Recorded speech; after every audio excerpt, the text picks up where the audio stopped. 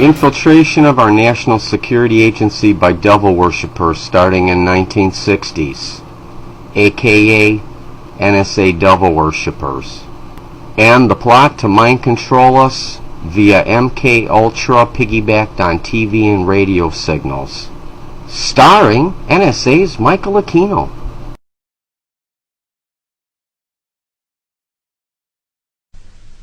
Intelligence agencies have infiltrated and created some satanic groups, with the resurgence of these groups beginning in 1966. My family goes back into the Illuminati all the way back to 1789. His name is Doc Marquis. He claims to have been raised in a modern Illuminati family that dates back to the 1700s. As a child, he was made to practice black magic and witchcraft. He has acted as an expert on the occult for law enforcement and the FBI. One of the things that I learned from whistleblowers from the cabal itself is that they have to work within something they call the rules. And this is very, very important.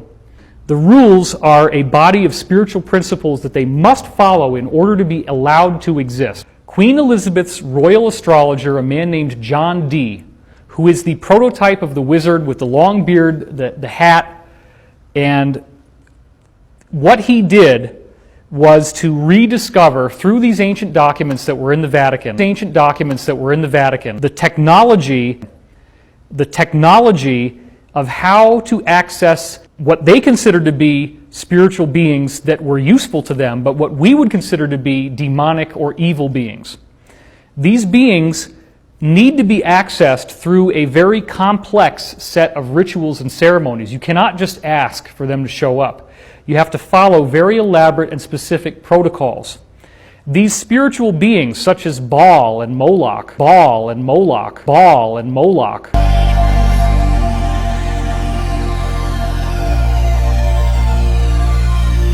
which they still do ceremonies for today, such as in Bohemian Grove. There is a giant effigy, stone effigy of an owl. That's the god Moloch. The god Moloch goes all the way back to Rome and Carthage, in which they were offering child sacrifices to this god in exchange for power. So John Dee rediscovered the technology of how to draw the magic circles, how to say the right incantations, how to actually do black magic on a governmental level.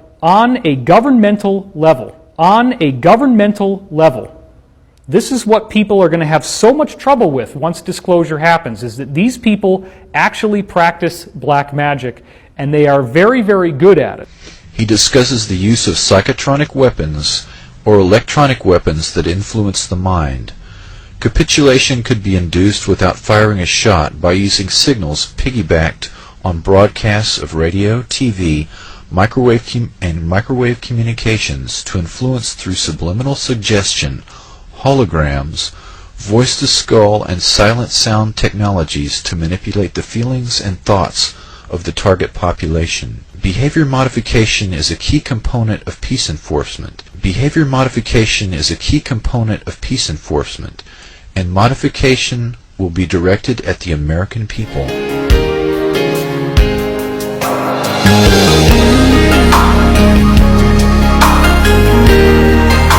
What Dr. Persinger is saying is that virtually any mental state can be artificially injected into a human brain from an exterior source.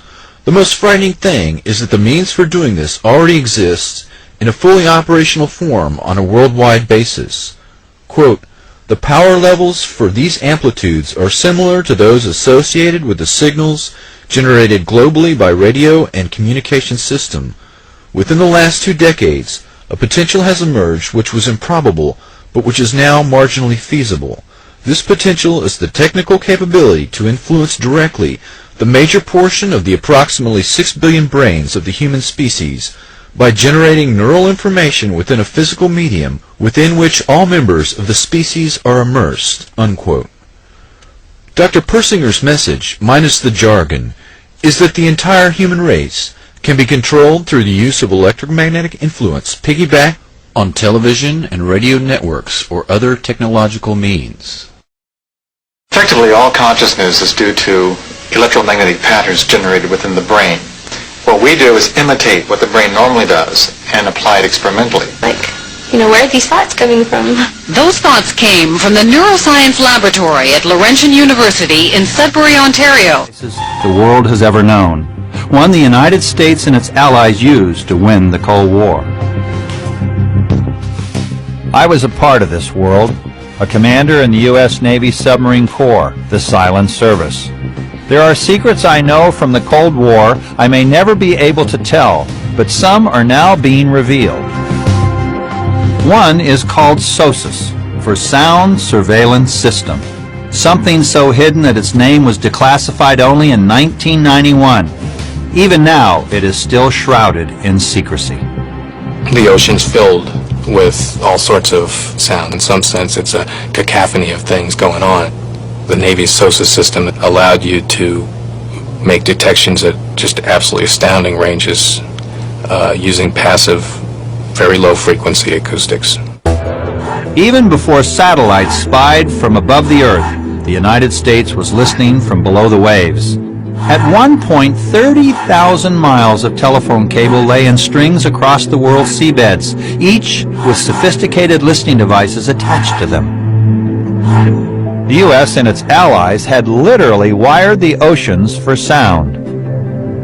In the Cold War, SOSUS could hear the motor of the periscope on a Soviet submarine from thousands of miles away. I thought it was almost impossible, and if the United States did it, it does mean that their technological level is fantastic. Exactly 1 p.m. 11th May, Kenya made its entry into the history books after deploying its first satellite into space. The nanosatellite, designed by Kenyan scientists at the University of Nairobi, was jointly developed in collaboration with the United Nations, Office of Outer Space and the Japan Aerospace Exploration Agency, which provides support for research institutes in developing countries to manufacture and improve their own space technology. According to the lead scientist, Dr. Faith Karanja, the new satellite will be used to forecast weather, food security mapping, livestock and wildlife monitoring, as well as detecting and managing disasters like the Wednesday incident in Solai, Nakuru. We expect to get images which we can use to interpret, to manage the weather, like the DVC has said, to manage the environment, to manage disasters, food security, and we also expect to get audio information.